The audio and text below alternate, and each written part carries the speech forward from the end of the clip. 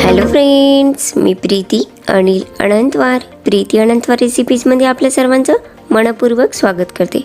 नेहमी आपण अळूंच्या पानांची म्हणजे चमकुऱ्यांच्या पानांची किंवा पात्राचे पानं सुद्धा म्हणतात त्याची वड्यांची रेसिपी पाहतो, पण आज आपण त्याच्या देठांपासून पदार्थ बनवणार आहोत। या चमकुऱ्याच्या म्हणजेच अळूंच्या पानामध्ये कॅल्शियम घटक आढळतात, हाडांची कमजोरी कमी करण्यास सुद्धा मदत होते, अजून बरेच फायदे आहेत, आपल्या शरीरासाठी खूप गुणकारी आहे। चला तर आपण पदार्थ बनवून घेऊ। या पानांना आणि देठांना स्वच्छ धुवून कोरडं करून घ्यायचं।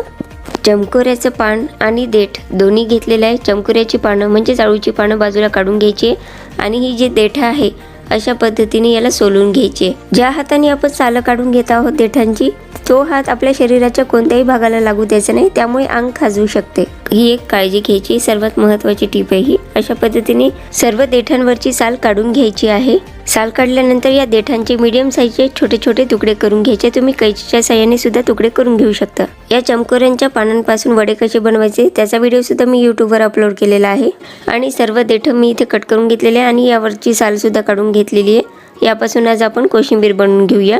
गॅसवर कढई ठेवलेली आहे। कढईमध्ये 2 चमचे तेल टाकून घेतलेले आहे। तेल गरम झालं की अर्धा चमचा मोहरी टाकून घेऊ आणि अर्धा चमचा जिरे टाकून घेऊ। 4-5 लसणाचे छोटे छोटे तुकडे करून घेतले, ते सुद्धा टाकून घेतलेले आहे तेलामध्ये। तुम्हाला आवडत असल्यास मिरच्यांचे तुकडे टाकून घेऊ शकता। यामध्ये चमकोऱ्याच्या काड्यांचे जे तुकडे करून घेतले ते सर्व टाकून घेतलेले आहे आणि सर्व मिश्रण तेलामध्ये चांगलं परतून घ्यायचे। यामध्ये मी लसणाचे तुकडे वापरले, तुम्ही लसणाची पेस्ट सुद्धा टाकून घेऊ शकता। सर्व मिश्रण मिक्स करून स्लो गॅसवर 1-2 मिनिटं झाकून ठेवू। या देठांना झाकून ठेवल्यामुळे लवकर शिजल्या जातील हे देठ। 1-2 मिनिटं झालेली आहे। कढईवरचं झाकण काढून घेऊया।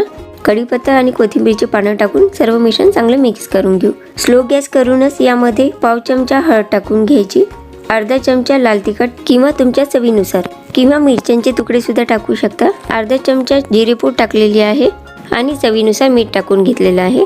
सर्व मिश्रण चांगले मिक्स करून 1 चिमूट साखर टाकली, साखर आवडत नसेल तर नाही टाकली तरी चालेल। यामध्ये 1 चमचा शेंगदाण्याची पूड टाकून घेतली। सर्व मिश्रण चांगलं मिक्स करून घ्यायचं आहे आणि हे सर्व मिश्रण आपण स्लो गॅसवरच होऊ देत आहोत, ही एक महत्त्वाची टीप आहे। गॅस बंद करून घेऊया आणि थोडा वेळ मिश्रण थंड होऊ देऊ। कढई गॅसवरून खाली घेतलेली आहे आणि मिश्रण थोडं थंड झालेलं आहे। या स्टेजवर आपण यामध्ये अर्धी वाटी दही टाकून घेतलेलं आहे। सर्वात महत्त्वाची टीप म्हणजे दही गॅस चालू असताना टाकायचं नाहीये, थोडंसं मिश्रण कोमट किंवा थंड होऊ द्यायचं आणि मगच दही टाकून घ्यायचं आहे। सर्व मिश्रण मिक्स केलं, कोशिंबीर खाण्यासाठी तयार आहे। चमकोऱ्याच्या देठांपासून म्हणजेच अळूच्या किंवा पात्राच्या देठांपासून बनवलेली पौष्टिक आणि चविष्ट अशी कोशिंबीर खाण्यासाठी तयार आहे। नेहमी आपण वेगवेगळ्या प्रकारच्या कोशिंबीर खात असतो, या पद्धतीने सुद्धा तुम्ही कोशिंबीर नक्कीच बनवून पहा, अगदी चविष्ट लागते आणि तेवढीच पौष्टिक आणि गुणकारी सुद्धा आहे। या व्हिडिओप्रमाणेच चमकोऱ्याच्या म्हणजेच अळूंच्या पानांपासून बनवलेल्या कुरकुरीत आणि चविष्ट पौष्टिक अशा वड्यांची रेसिपीचा व्हिडिओ सुद्धा मी यूट्यूबवर प्रीती अनंतवार रेसिपी चॅनलवर अपलोड केलेला आहे। त्याची लिंक डिस्क्रिप्शन बॉक्समध्ये देणार आहे। डिस्क्रिप्शन बॉक्समध्ये जाऊन तुम्ही चमकोऱ्याच्या कुरकुरीत वड्यांचा व्हिडिओ पाहू शकता। या कोशिंबिरीची चव पाहिलेली आहे मी, अगदी मस्त झालेली आहे। तुम्ही पण हा पदार्थ नक्कीच बनवून पहा। तुम्हाला जर व्हिडिओ आवडला असेल तर व्हिडिओला नक्की लाईक करा। अशाच वेगवेगळ्या रेसिपी जाणून घेण्यासाठी माझ्या चॅनलला अजून सबस्क्राईब केलं नसेल तर नक्की सबस्क्राईब करा। माझे व्हिडिओ तुमच्या फ्रेंड्सना नक्की शेअर करा आणि तुमचे कमेंट मला कमेंट बॉक्समध्ये नक्की कळवा। व्हिडिओ पूर्ण पाहिल्याबद्दल सर्वांचे मनपूर्वक धन्यवाद।